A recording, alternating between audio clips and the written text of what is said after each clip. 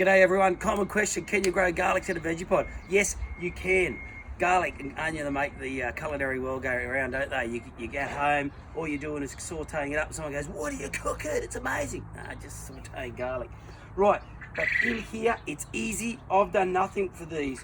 They've only been in for 6 months. Yes, they are a longer growing one.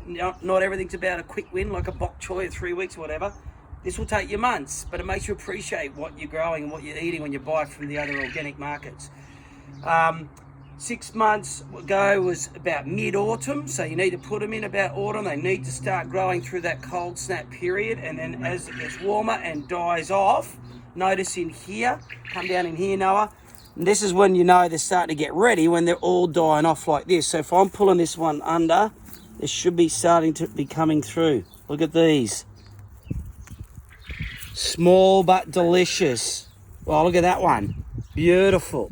Right, now this one here, for example, it is a lot greener, so they're probably going to be not quite as ready, or not as big at least. See how it's a slight bit smaller? And this one here, yep, looks smaller again. I'm actually going to put that one back and let it grow for another couple of months, because garlic can take up to 10 months. Right, so these ones are only 6.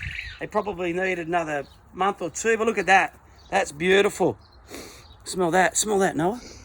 How good is that, right? Yeah. So garlics, yes you can. Normal soil, a little bit of structure in there to keep it light so they can move their bulbs out when they're growing.